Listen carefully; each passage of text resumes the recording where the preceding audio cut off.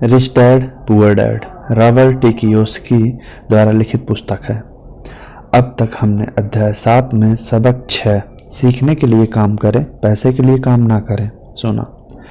इस अध्याय में अमीरों के रहस्य के बारे में बोला गया है। आइए सुनते हैं अब अध्याय 8 बाधाओं को पार करना।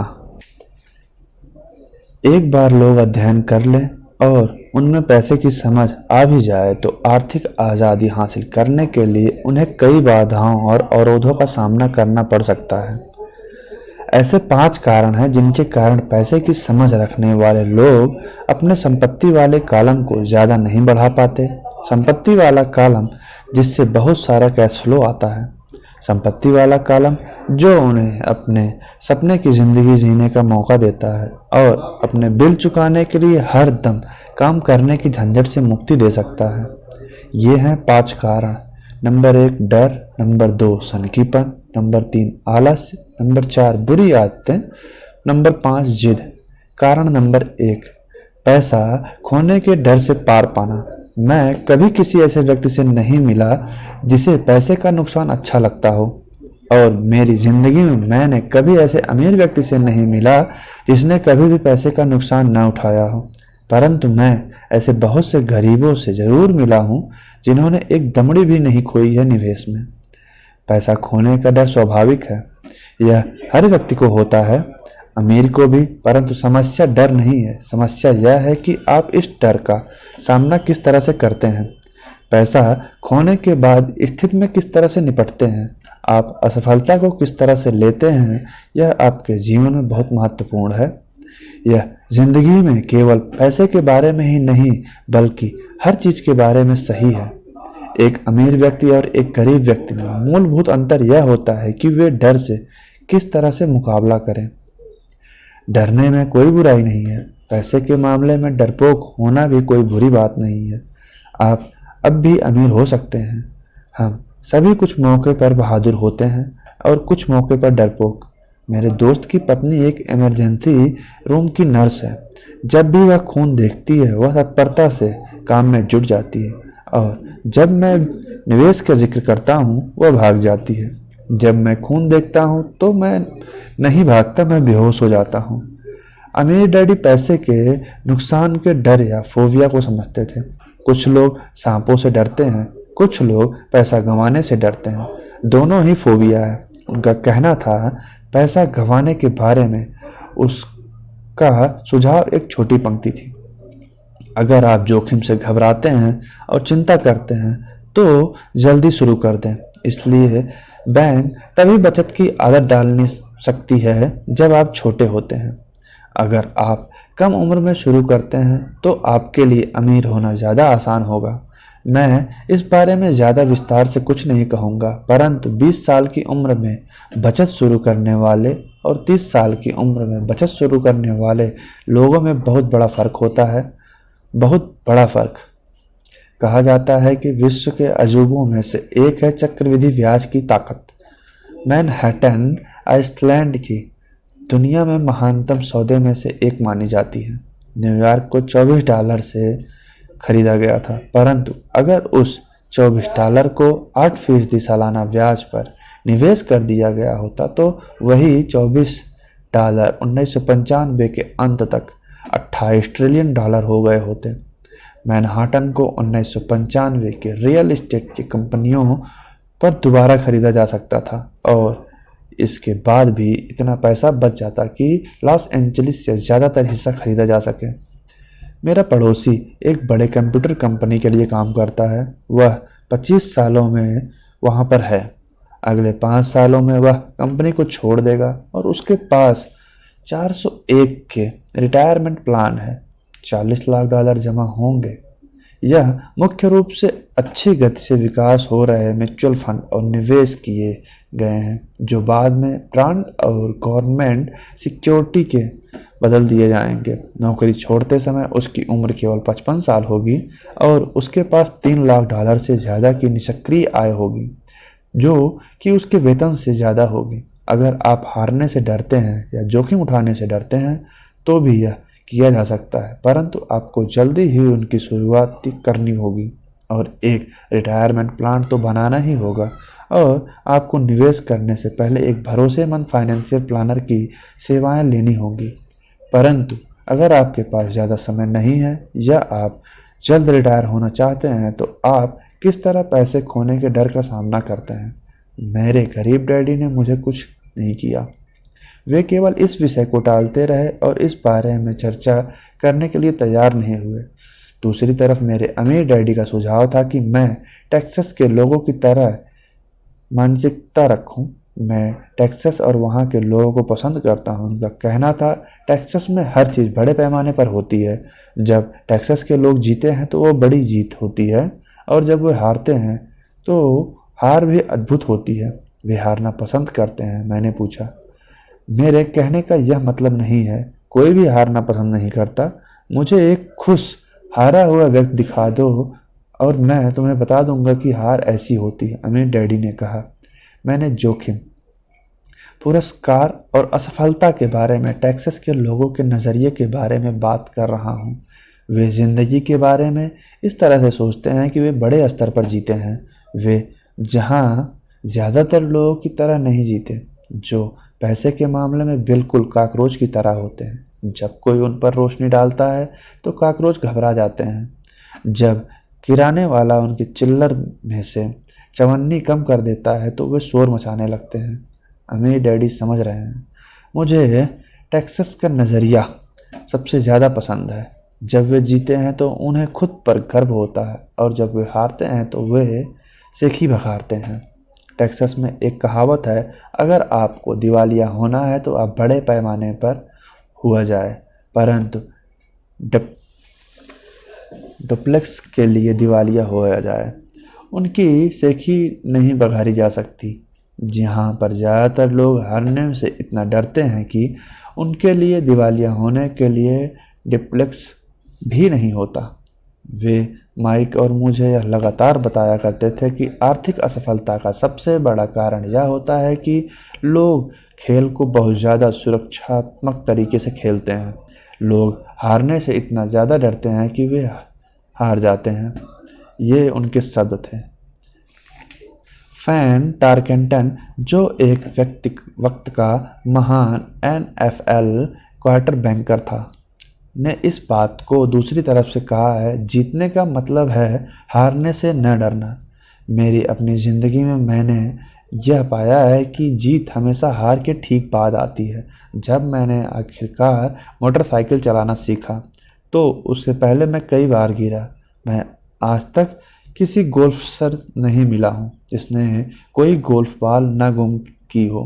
मैं आज तक ऐसे प्रेमियों से भी नहीं मिला हूँ जिसका कभी दिल न टूटा हो, और मैं आज तक कभी ऐसे अमीर व्यक्ति से भी नहीं मिला हूँ जिसने कभी पैसे न गंवाए हों। तो ज़्यादातर लोग आर्थिक रूप से इसलिए नहीं जीत पाते क्योंकि उन्हें अमीर होने की खुशी से पैसा खोने का दर्द कहीं ज़्यादा होता है। टेक्सास में एक और कहावत है, हर आदमी स्वर्ग जाना चाहता है परंतु कोई मरना नहीं चाहता। ज़्यादातर लोग अमीर होने का सपना देखते हैं परंतु पैसे खोने के विचार से कांप जाते हैं, इसलिए वे कभी स्वर्ग नहीं पहुंच पाते। अमीर डैडी माइक और मुझे टेक्सास के अपनी यात्राओं के बारे में कहानियां सुनाया करते थे।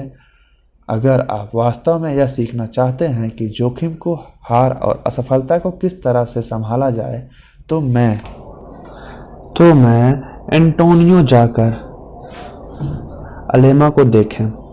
अलेमो उन बहादुर लोगों की महान कथा है जिसके पास सफलता की कोई उम्मीद नहीं थी, फिर भी वह जानते हुए कि उन्होंने लड़ने का विकल्प चुना। उन्होंने समर्पण करने के बजाय मरने का विकल्प चुना। यह पढ़ने योग्य प्रेरणा कथा है। वैसे यह एक दुखद सैन्य हार है। वे आखिरकार असफल हुए, वे हार गए। तो टेक्सास के लोग किस तरह से असफलता का सामना करते हैं? वे अब चिल्लाते हैं, अलेमो को याद करते हैं। माइकल और मैंने यह कहानी कई बार सुनी है। जब भी अमीर डैडी किसी बड़े सौदे को करने वाले होते थे और वे नर्वस होते थे, तब वे हमें यह कहानी सुनाया करते थे। जब भी वे पर्याप्त मेहनत कर चुके होते थे और या तो मामला सही हो जाता था या बिगड़ जाता था, तब वे हमें यह कहानी सुनाया करते थे। हर बार जब वे गलती करने या पैसा गंवाने से डरते थे, तब वे हमें यह कहानी सुनाया करते थे। इससे उन्हें ताकत मिलती थी, क्योंकि यह कहानी उन्हें याद दिलाती थी कि किस तरह से पैसे के नुकसान को आर्थिक विजय में बदला जा सकता है। अमीर डैडी जानते थे कि असफलता उन्हें ज्यादा मजबूत और स्मार्ट बनाएगी। ऐसा नहीं था कि उन्हें हारना पसंद था या वे हारना चाहते थे। वे केवल इतना जानते थे कि वे कौन थे और वे किस तरह हार का सामना करेंगे। वे नुकसान उठा लेंगे और फिर उसे जीत में बदल लेंगे। यही उन्हें एक विजेता बनाता था और दूसरों को पराजित। इससे उन्होंने जोखिम उठाने के लिए सीमा लांघने का सहारा मिलता था, जबकि बाकी लोग उस सीमा को पार नहीं कर पाते थे। इसलिए मैं टेक्सास के लोगों को इतना पसंद करता हूँ। उन्होंने एक बड़ी असफलता को लिया है और उन्हें एक पर्यटन स्थल के रूप में बदल दिया, जिससे करोड़ों की आमदनी हो रही है। परंतु उनके सबसे अर्थपूर्ण शब्द शायद ये हैं, टेक्सास के लोग अपनी असफलताओं को दफनाते नहीं हैं, वे उन प्रेरणा लेते हैं। वे अपनी असफलताओं को लेकर उन्हें नारों में बदल देते हैं।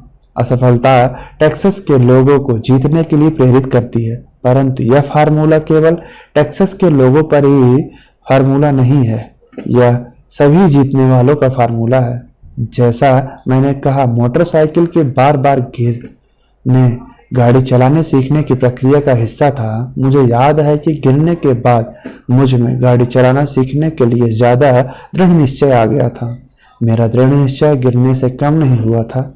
मैंने यह भी कहा है कि मैं कभी किसी ऐसे गोल्फर से नहीं मिला जिसकी बाल कभी गलत नहीं गई हो। किसी चोटी के प्रोफेशनल गोल्फर के लिए बाल खोना या टूर्नामेंट हारना उन्हें ज्यादा बेहतर कड़ी मेहनत करने के और ज्यादा अभ्यास करने के लिए प्रेरित करता है। इससे वे ज्यादा बेहतर बनते हैं। जीतने वालों के लिए हार प्रेरणादायी बनी होती है, हारने वालों को हार बर्बाद कर देती है। जॉन डी रॉकफेलर के शब्दों में, मैं हमेशा हर संकट को अवसर में बदलने की कोशिश करता था और अपनी जापानी अमेरिकी होने के नाते मैं यह कह सकता हूँ। कई लोग कहते हैं कि पर्ल हार्बर अमेरिकी गलती थी। मैं कहता हूँ कि यह जापानी गलती थी। टोरा टोरा टोरा फिल्म में एक संयमित जापानी एडमिरल खुशियां मनाते रहें और अधीनस्थलों से यह कहता है कि मुझे डर है कि हमने एक सोते हुए राक्षस को मार गिराया। पर्ल हार्बर को याद करो, एक नारा बन गया। यह अमेरिका की सबसे बड़ी हार में से एक थी, फिर भी इसके कारण उसे जीतने की प्रेरणा मिलती है। इस बड़ी हार से अमेरिका को ताकत मिली और जल्द ही दुनिया में एक बड़ी ताकत के रूप में उभर कर सामने आया। असफलता जीतने वाले को प्रेरणा देती है और हारने वालों को बर्बाद कर देती है। यह जीतने वालों का सबसे बड़ा रहस्य और सूत्र है। यह वह रहस्य है जिसके हारने वाले नहीं जानते। जीतने वालों का महानतम रहस्य यह है कि असफलता जीतने की प्रेरणा देती है, इसलिए उन्हें हार से डर नहीं लगता। मैं फ्रांस टारटेंट के शब्दों में एक बार फिर से दोहराना चाहता हूँ, जीतने का मतलब है हार से न डरना। फ्रैंक टाकेंटन जैसे लोग हारने से इसलिए नहीं डरते थे क्योंकि वे जानते थे कि वे कौन हैं। वे हारने से नफरत करते हैं, इसलिए वे जानते थे कि हार केवल उन्हें ज्यादा बेहतर बनाने के लिए प्रेरित कर सकती है। हारने से डरने और हारने से नफरत करने से बहुत बड़ा अंतर होता है। ज्यादातर लोग पैसा गंवाने से इतना डरते हैं कि वे हार जाते हैं। वे डुप्लीकेट्स के कारण ही दिवालिया हो जाते हैं। आर्थिक रूप से वे जीवन में बहुत ज्यादा सुरक्षात्मक खेल खेलते हैं, वह छोटे पैमाने पर खेलते हैं। वे बड़े घर और बड़ी कार तो खरीद लेते हैं, परंतु वे बड़े निवेश नहीं करते। वह मुख्य कारण जिसके कारण 90% अमेरिकी जनता पैसे के लिए संघर्ष करती है, यह है कि वे हार से बचने के लिए खेलते हैं। वे जीतने के लिए नहीं खेलते। वे अपने फाइनेंशियल प्लानर्स या अकाउंटेंट्स या स्टॉक ब्रोकर्स के पास जाते हैं और एक संतुलित पोर्टफोलियो खरीद लेते हैं। ज़्यादातर के पास सीडी कम आमदनी वाले बॉन्ड, फ्रांसिस म्यूचुअल फंड और बहुत कम स्टॉक्स में बहुत सा नकद जमा होता है। यह एक सुरक्षित और साझबूझदारी पोर्टफोलियो होता है, परंतु यह जीतने वाला पोर्टफोलियो नहीं होता। यह उस आदमी का पोर्टफोलियो होता है जो हार से बचने के लिए खेल रहा है। मुझे गलत मत समझिए, शायद यह 70% जनसंख्या से बेहतर पोर्टफोलियो होता है और यह भयावह है, क्योंकि पोर्टफोलियो न होने से बेहतर है सुरक्षित पोर्टफोलियो होना। यह किसी ऐसे व्यक्ति के लिए बहुत बढ़िया पोर्टफोलियो होता है जो अगर आपके पास कम पूंजी है और आप अमीर होना चाहते हैं तो पहले तो केंद्रित हो जाएं, संतुलित नहीं। अगर आप किसी सफल व्यक्ति को देखेंगे तो वो शुरुआत में संतुलित नहीं होते। संतुलित लोग कहीं नहीं जा पाते, वे एक ही जगह पर बने रहते हैं। प्रगति करने के लिए आपको अपने असंतुलित होना पड़ता है। इसे देखने के लिए आप अपने चलने की प्रगति को देखें। थॉमस एडिसन संतुलित नहीं थे, वे केंद्रित थे। बिल गेट्स संतुलित नहीं थे, वे केंद्रित थे। डोनाल्ड ट्रंप केंद्रित थे। जॉर्ज सोरोस केंद्रित थे।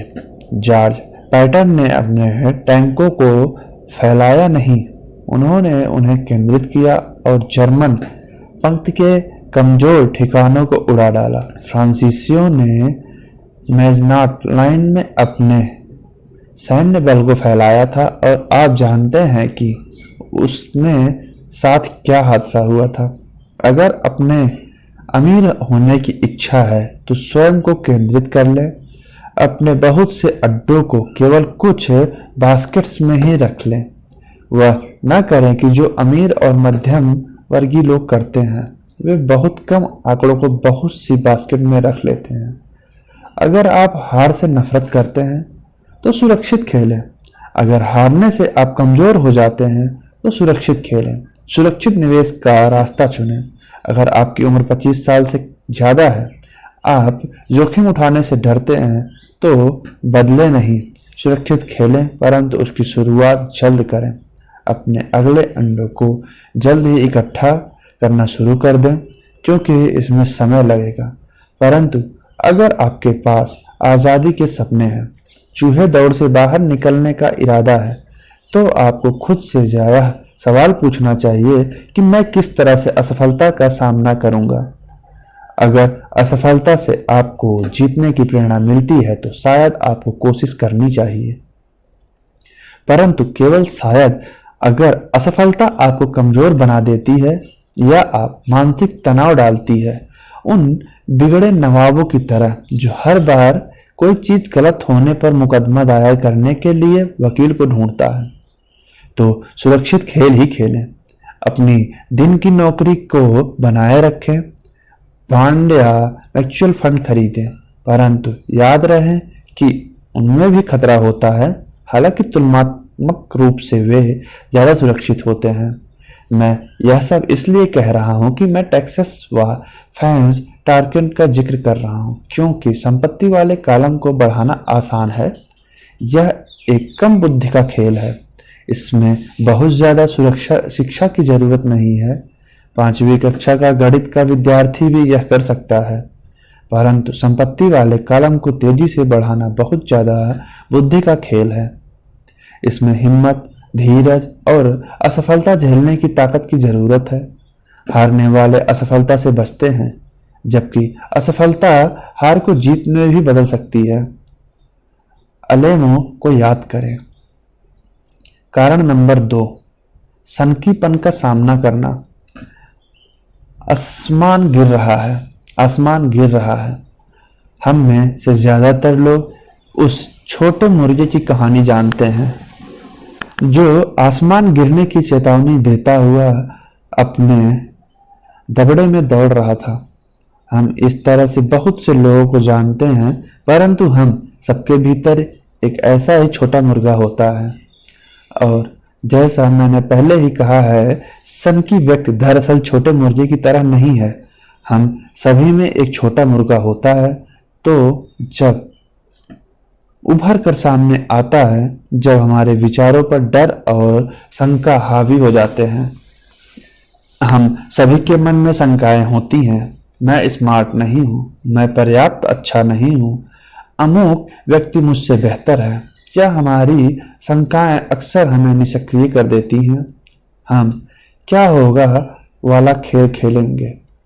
क्या होगा अगर मेरे निवेश करने के बाद अर्थव्यवस्था धराशायी हो जाए, या क्या होगा अगर मेरा नियंत्रण खत्म हो जाए और मेरे पैसे वापस न चुका सकूं। क्या होगा अगर घटनाएं मेरी योजना के हिसाब से ना हो, या हमारे कई ऐसे दोस्त या प्रियजन भी हो सकते हैं जो हमें अपनी कमजोरियों की याद दिला सकते हैं। वह हमने उनकी सलाह मांगी हो या नहीं, वे अक्सर कहते हैं तुम्हें ऐसा क्यों लगता है कि तुम यह कर सकते हो, या अगर यह इतना ही बढ़िया होता तो हर कोई ऐसा ही क्यों नहीं कर सकता रहा है, या यह कभी असफल हो ही नहीं सकता।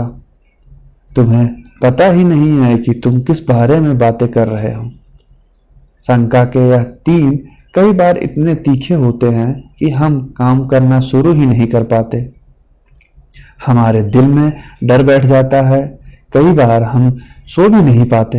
हम आगे बढ़ने में असफल होते हैं तो हम सुरक्षित चीजों के साथ ही बने रहते हैं और अवसर हमारे पास से होकर गुजर जाते हैं। हम जिंदगी को अपने पास से गुजरते हुए देखते रहते हैं और हम अपने शरीर में जकड़न के कारण बिना हिले डुले बैठे रहते हैं। हमने इससे अपनी जिंदगी में कभी ना कभी किस तरह से महसूस किया होता है और कई लोगों के साथ यह बहुत बार हुआ होता है। फाइडेलिटी मैकलेन म्यूचुअल फंड के पीटर लिच आसमान गिरने की चेतावनियों को शोर कहकर पुकारते हैं और हमें सभी वे सुनाते हैं।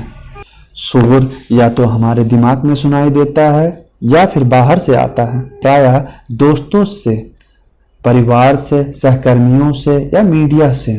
लिव 1950 के दशक के दौरान का अनुभव बताते हैं कि जब परमाणु युद्ध का खतरा समाचारों पत्रों में इतना ज्यादा प्रचलित किया गया था कि लोगों ने फॉल आउट शोल्डर बना लिए थे और अनजान पानी इकट्ठा करना शुरू कर दिया था। अगर उन्होंने फॉल आउट शोल्डर बनाने के बजाय इस पैसे को समझदारी पूर्वक बाजार में निवेश कर दिया होता तो शायद वे आर्थिक रूप से स्वतंत्र होते। जब कुछ साल पहले लॉस एंजलिस में दंगे भड़के तो सारे देश में बंदूकों की बिक्री बढ़ गई। वॉशिंगटन राज्य में एक आदमी हैमबर्गर के मांस के कारण मर जाता है और एरिजोना हेल्थ डिपार्टमेंट सभी रेखाओं को आदेश देते हैं कि बीफ को अच्छी तरह से पकाया जाए। एक दवाई की कंपनी राष्ट्रीय टीवी विज्ञापन में लोगों को सर्दी होते हुए दिखाती है। विज्ञापन फरवरी में दिखाया जाता है। सर्दी से ग्रस्त होने वालों की संख्या बढ़ जाती है और उस दवा की बिक्री भी बढ़ जाती है। ज्यादातर लोग गरीब होते हैं क्योंकि जब निवेश की बात आती है तो संसार में से ऐसे छोटे मुर्गों की संख्या बहुत है जो यह चिल्लाते हुए घूमते रहते हैं कि आसमान गिर रहा है, आसमान गिर रहा है। और छोटे मुर्गे इसलिए प्रभावित होते हैं क्योंकि हम सभी के अंदर एक छोटा मुर्गा होता है। विनाश की अफवाहों और बुरे समय की कल्पना में अपने मन को शंका और डर पैदा न होने, इसमें बहुत ज्यादा बहादुरी की जरूरत होती है। 1992 में मेरे रिचर्ड नाम का एक दोस्त मुझसे मिलने फिनिक्स आया। वह स्टॉक्स और रियल एस्टेट्स में हमारे द्वारा किए गए काम से बहुत प्रभावित था। इन फिनिक्स में रियल एस्टेट की कीमतों में मंदी चल रही थी। हमने उसे साथ 2 दिन गुजारे और उससे बताया कि कैश फ्लो और पूंजी बढ़ाने के कुछ बढ़िया मौके मौजूद हैं। मेरी पत्नी और मैं रियल एस्टेट में एजेंट नहीं हैं, हम विशुद्ध निवेशक हैं। एक रिजॉर्ट कम्युनिटी में एक यूनिट तय करने के बाद हमने एक एजेंट से बात की जिसने उस दोपहर को उस यूनिट को बेच दिया। 2 बेडरूम के उस घर की कीमत केवल $42,000 थी। इसी तरह के यूनिट उस समय 65,000 में बिक रहे थे। उसे यह बहुत फायदे का सौदा लगा। रोमांचित होकर उसने उसे खरीद लिया और बोस्टन लौट आया। 2 सप्ताह बाद एजेंट ने हमें फ़ोन किया कि हमारा दोस्त पीछे हट गया था।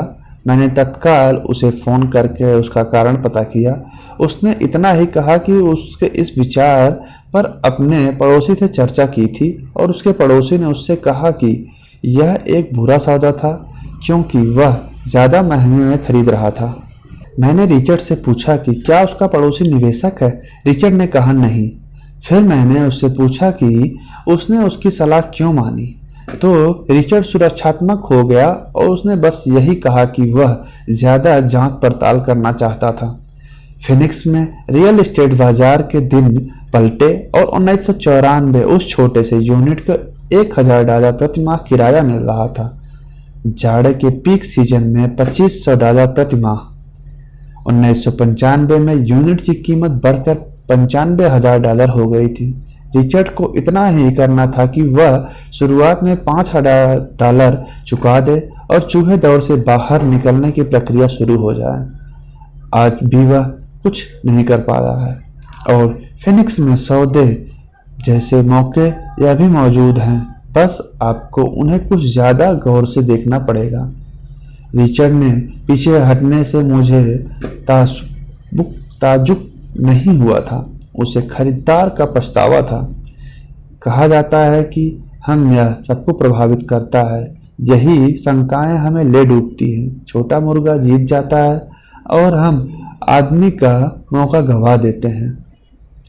इससे दूसरे उदाहरण में मैं सीडी के बजाय टैक्स लियन सर्टिफिकेट्स में अपनी संपत्ति का कुछ हिस्सा रखता हूँ। मैं अपने पैसे पर 1% प्रतिवर्ष कमाता हूँ, जो बैंकों द्वारा दिए जाने वाले 5% से निश्चित रूप से काफ़ी ज़्यादा है। यह प्रमाण पत्र रियल एस्टेट्स द्वारा सुरक्षित होते हैं और राज्य के कानून द्वारा सुरक्षित होते हैं, तो जो निश्चित रूप से ज़्यादातर बैंकों में ज़्यादा बेहतर होते हैं। जिस आधार पर उन्हें खरीदा जाता है वह भी कभी सुरक्षित फार्मूला है। इसमें सिर्फ एक दिक्कत यह होती है कि उन्हें भुलाया नहीं जा सकता, तो मैं उन्हें 2 से 7 साल की सीडी मान लेता हूँ। हम बस जब भी मैं किसी को बताता हूँ, खासकर उसे जिसने अपना पैसा सीडी में रखा है हुआ है, कि मैं अपने पैसे को इस तरह से रखता हूँ, तो वो मुझे बताते हैं कि यह खतरनाक है। वे मुझे बताते हैं कि मुझे ऐसा नहीं करना चाहिए। मैं उनसे पूछता हूँ कि उन्हें यह ज्ञान कहाँ से मिला, तो वे कहते हैं कि उनके दोस्त या निवेशक की पत्रिका से। उन्होंने ऐसा कभी नहीं किया और वे दूसरे व्यक्ति को जो ऐसा कर रहा है वो यह बताते रहते हैं कि ऐसा क्यों नहीं करना चाहिए। मैं जिस आदमी से सबसे कम आमदनी की उम्मीद करता हूँ वह 16% होती है, परंतु जिन लोगों के मन में मैं शंका होती है कि वे केवल 5% से ही संतुष्ट हो जाते हैं। शंका बहुत महंगी साबित होती है। मेरा मानना है कि यही संदेह है। सनकीपन ज़्यादातर लोगों को गरीब बनाए रखता है और उन्हें सुरक्षित खिलवाता है। असली दुनिया इंतजार कर रही है कि आप अमीर बने। केवल अपने संदेह ही आपको गरीब बनाता हुआ है। जैसा मैंने कहा कि चूहा दौड़ से बाहर निकलना तकनीकी रूप से आसान है।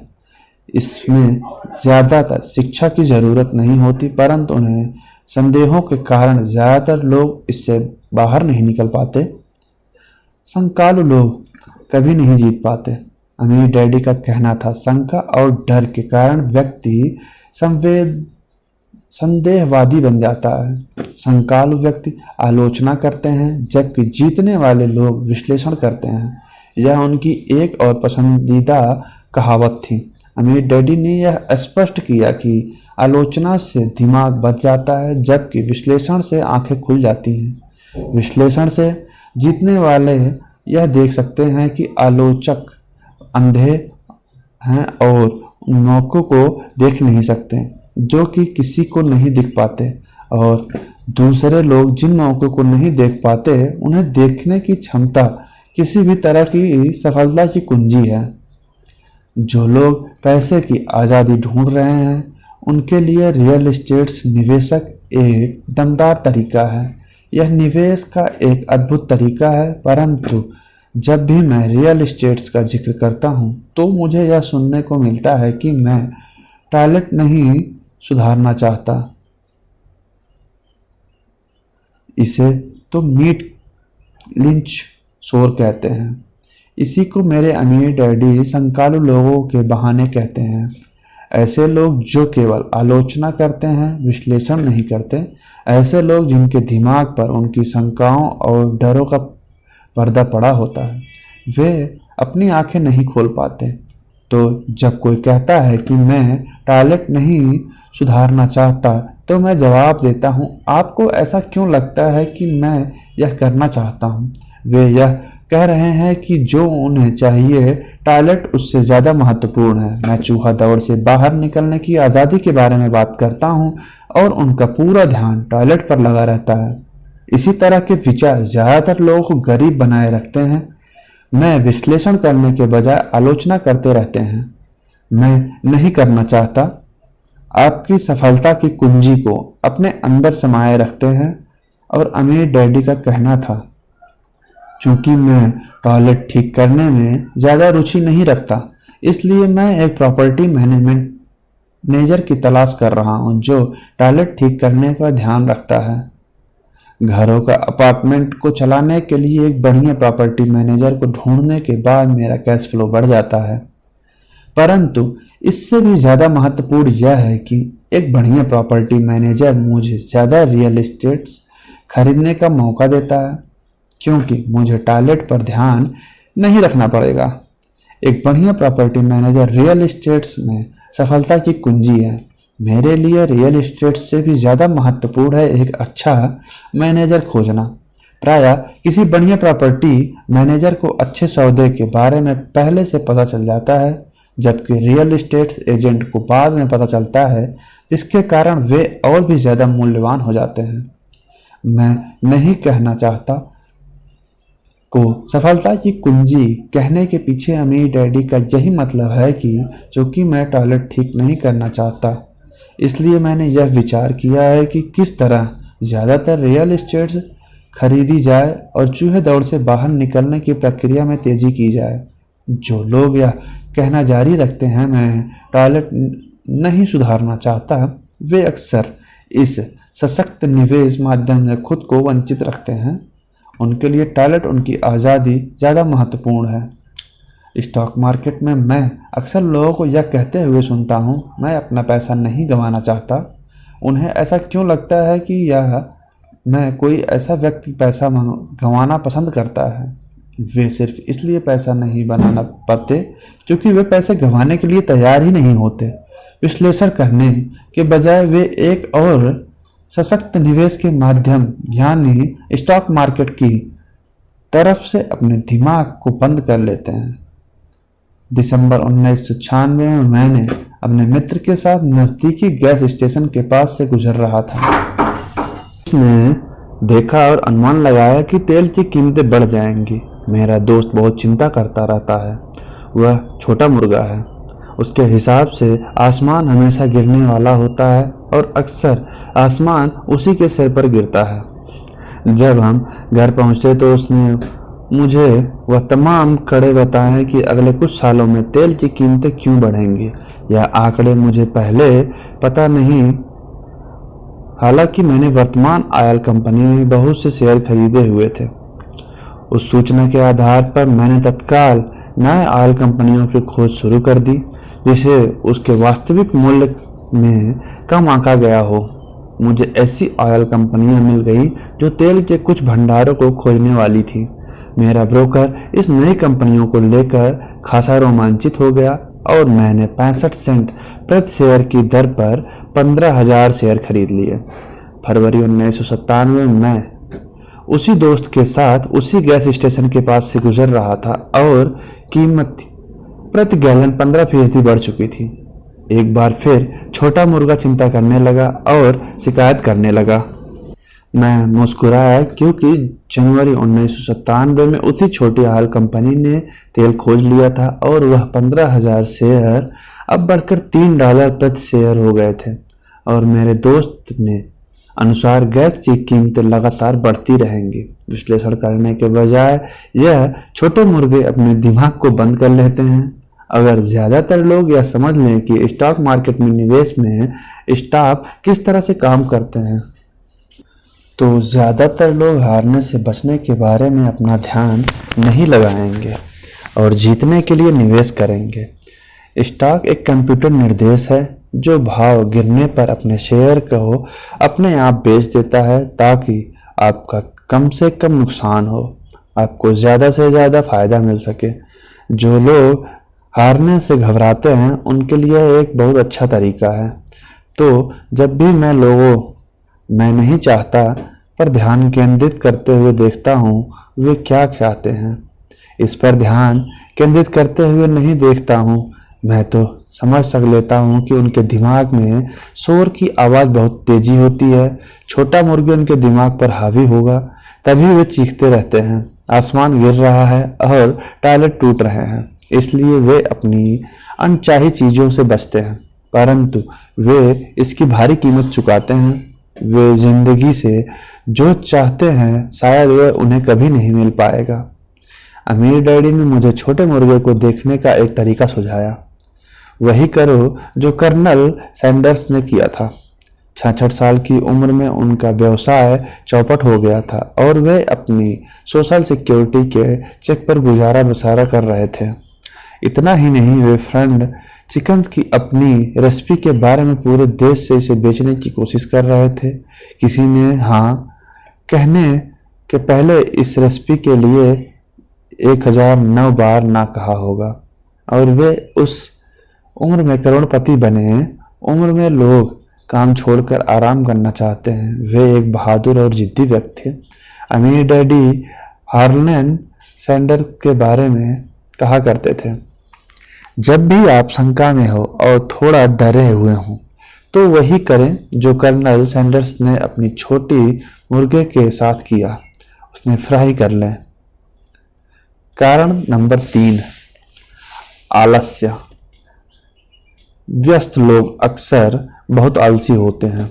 हम सभी ने उस व्यवसाय की कहानियां पढ़ी हैं जो पैसा कमाने के लिए कड़ी मेहनत करता है। वह अपनी पत्नी और बच्चों की सुख सुविधा के लिए काफी मेहनत करता है। वह ऑफिस में बहुत देर तक काम करता है और सप्ताहांत में ऑफिस में काम में घर पर ले चला जाता है। एक दिन वह जब घर लौटता है तो उसे घर सूना मिलता है। उसकी पत्नी अपने बच्चों के साथ छोड़कर चली गई थी। उसे पता था कि उसके और उसकी पत्नी के बीच मतभेद है, परंतु उस रिश्ते को ज्यादा मजबूत बनाने के बजाय वह काम में ही व्यस्त बना रहा। निराश होकर वह अपने काम के प्रति लापरवाह हो गया और उसके कारण इतना ज्यादा असर पड़ा कि उसकी नौकरी चली गई। आज मैं बहुधा ऐसे लोगों से मिलता हूं जो इतने व्यस्त हैं कि उन्हें अपनी संपत्ति की परवाह करने की भी फिक्र नहीं है, और ऐसे भी लोग हैं जो इतने ज्यादा व्यस्त हैं कि उन्हें अपने स्वास्थ्य की ही परवाह नहीं है। दोनों का कारण एक ही है, वे व्यस्त हैं और वे व्यस्त बने रहना चाहते हैं क्योंकि वे किसी चीज का सामना नहीं करना चाहते। उन्हें यह बताने की जरूरत नहीं है, अंदर से वे खुद जताते हैं। वास्तव में अगर आप उन्हें याद दिलाएंगे तो वे गुस्सा हो जाते हैं या चिढ़ जाते हैं। अगर वे नौकरी में या बच्चों के साथ व्यस्त नहीं हैं तो टीवी देखने में, मछली पकड़ने में, गोल्फ खेलने या शॉपिंग करने में व्यस्त होते हैं, परंतु अंदर से वे जानते हैं कि वे किसी महत्वपूर्ण चीज का सामना करने से कतरा रहे हैं। यह आलस्य का सबसे आम रूप है। यहाँ आलस्य का मतलब है व्यस्त बने रहना। तो आलस्य का इलाज क्या है? जवाब है थोड़ा सा लालच। हम में से ज्यादातर लोगों का लालचपन इस तरह से किया गया है कि हम लालच या इच्छा को बुरा समझते हैं। मेरी माँ कहती थी, लालची लोग बुरे लोग होते हैं, परंतु हम में से हर एक अच्छी चीजें, नई चीजें, रोमांचकारी चीजें हासिल करना चाहते हैं। तो इस इच्छा की भावना को काबू में करने के लिए प्रायः माँ बाप इच्छा को अपराध बोध से जोड़ देते हैं। तुम हमेशा अपने बारे में सही सोचते हो। क्या तुम्हें नहीं मालूम कि तुम्हारा भाई बहन भी है? यह मेरी माँ की फेवरेट कहावत थी। या तुम क्या खरीदना चाहते हो? मेरे डैडी की फेवरेट कहावत थी। तुम ऐसा सोचते हो जैसे हमारे पास बहुत ज़्यादा पैसा है। क्या तुम सोचते हो कि पैसा पेड़ पर लगता है? हम अमीर नहीं हैं, तुम तो जानते ही हो। मुझ पर शब्दों का तो इतना असर नहीं पड़ता था, परंतु इन शब्दों में जो गुस्सा और अपराध बोध का सम्मिश्रण था, उसका मुझ पर बहुत ज़्यादा असर पड़ता था। या इसके विपरीत अवरोधाबोध का जाल यह था, मैं तुम्हारे लिए यह खरीद कर अपने जीवन का बलिदान दे रहा हूँ। मैं तुम्हारे लिए यह इसलिए खरीद रहा हूँ क्योंकि जब मैं छोटा था तो मेरे माँ बाप ने मुझे यह खरीद कर नहीं दे पाए थे।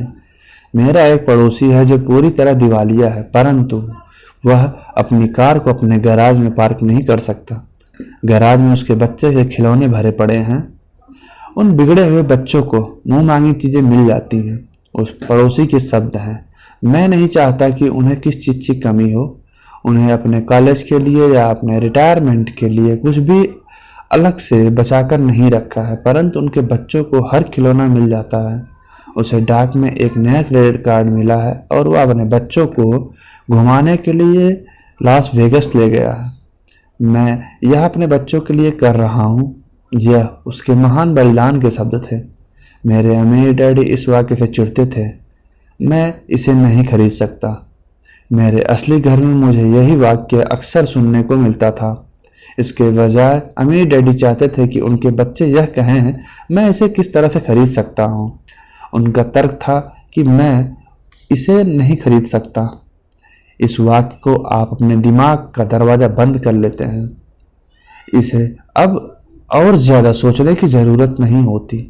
मैं इसे किस तरह से खरीद सकता हूँ वाक्य में आपके दिमाग के दरवाजे खुल जाते हैं। इससे यह सोचने पर मजबूर होता है कि जवाब ढूंढता है। परंतु सबसे महत्वपूर्ण बात यह है कि मैं इसे नहीं खरीद सकता।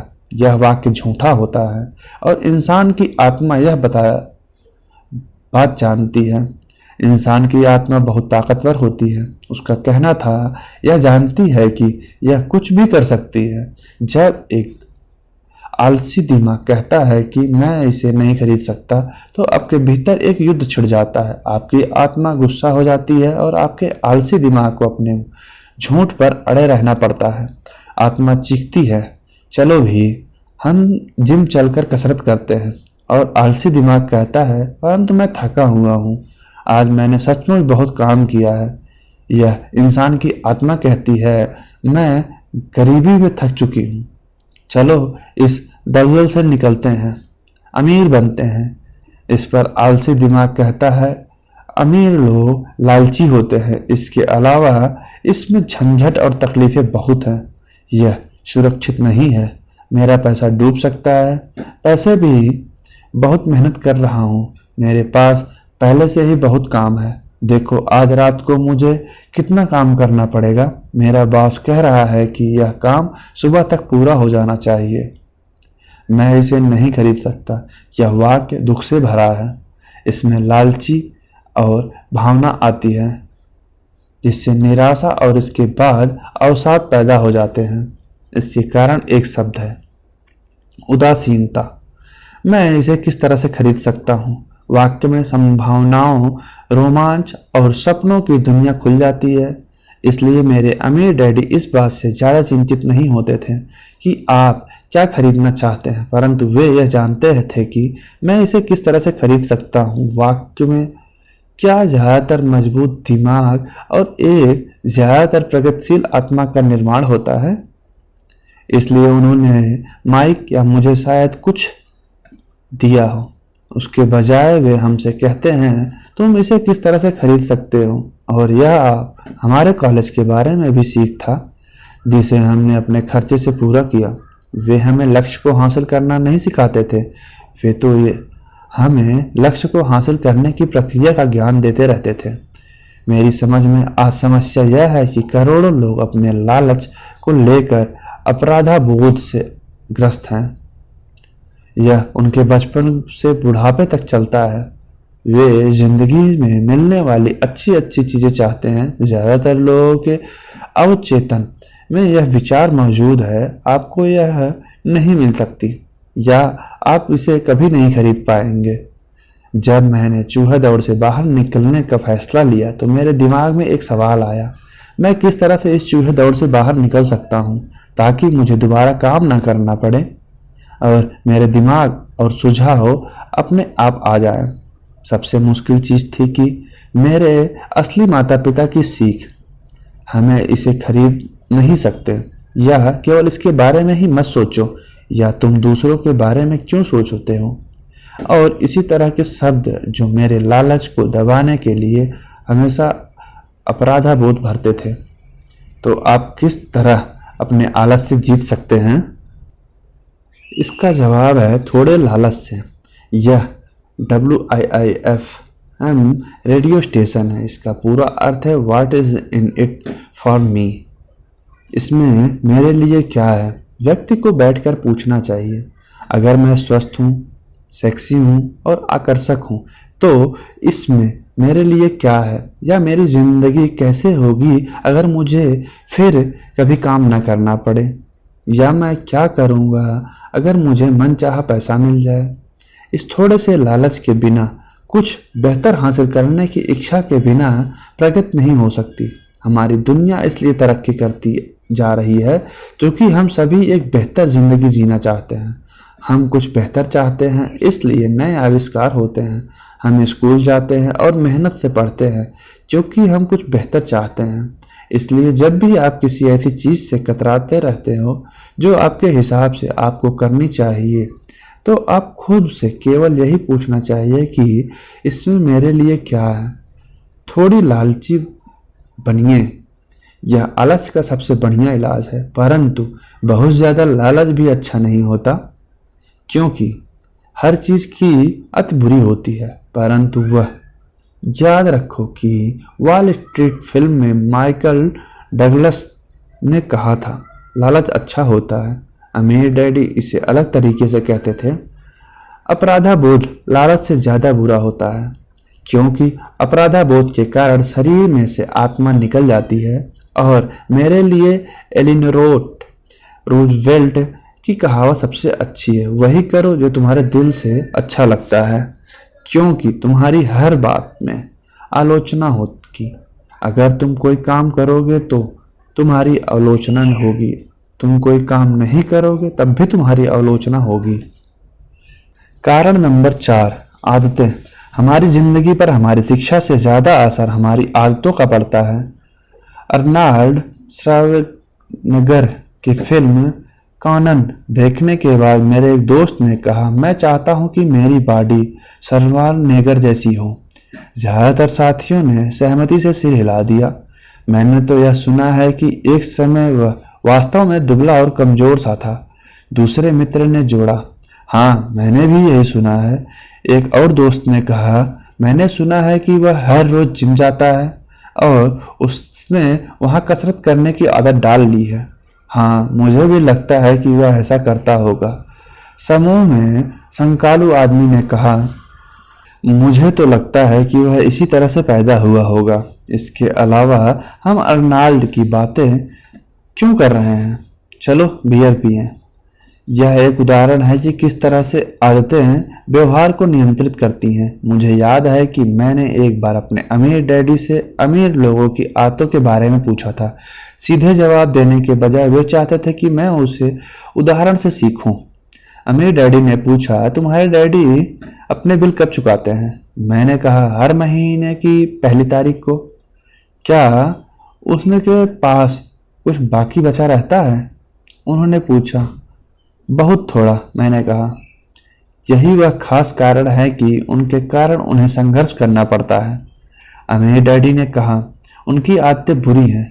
तुम्हारे डैडी सबको पहले पैसे देते हैं, वे खुद को सबसे आखिर में पैसे देते हैं, और ऐसा भी तभी करते हैं जब उनके पास कुछ बचा हुआ होता है। सामान्यतः तौर पर उनके पास कुछ नहीं बचता। मैंने कहा, परंतु उनके पास बिल का भुगतान तो करना ही होगा, है ना? क्या आप तो यह नहीं कहना चाहते? अपने बिल्स का भुगतान नहीं करना चाहते? बिल्कुल नहीं, अमीर डैडी ने कहा। मैं समय पर अपने बिल चुकाने में पूरी तरह से विश्वास करता हूँ। मैं केवल खुद को सबसे पहले पैसे देता हूँ, सरकार को पैसे देने से पहले। परंतु तब क्या होगा जब आपके पास पर्याप्त पैसा ही ना हो? मैं वही करता हूँ, अमीर डैडी ने कहा।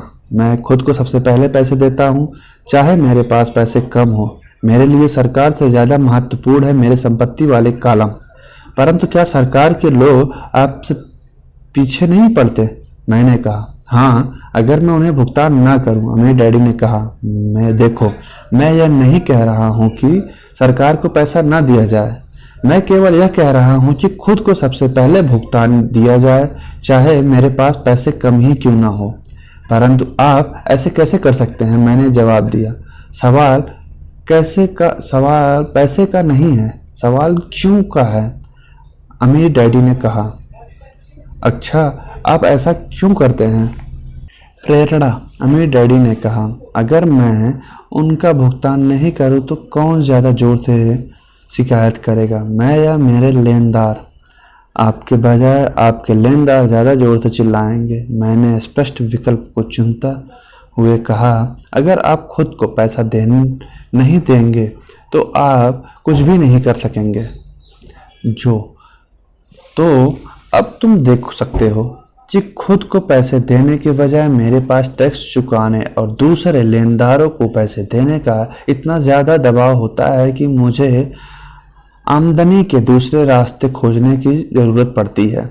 पैसे चुकाने का दबाव मेरी प्रेरणा बन जाता है।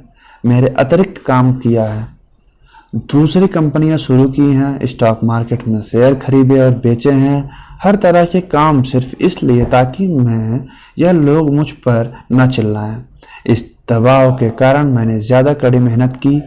मैं सोचने पर मजबूर हुआ हूँ कि कुछ मिलकर इससे कुछ मुझे पैसे के मामले में ज़्यादा स्मार्ट और फुर्तीला बना दिया है। अगर मैं खुद को सबसे आखिर में पैसे देता तो मुझ पर कोई दबाव नहीं पड़ता, परंतु मेरे पास कभी पैसा भी नहीं होता तो सरकार या दूसरे लोग को पैसे चुकाने का दबाव आपकी प्रेरणा बन जाता है। बिल्कुल ठीक, अमीर डैडी ने कहा।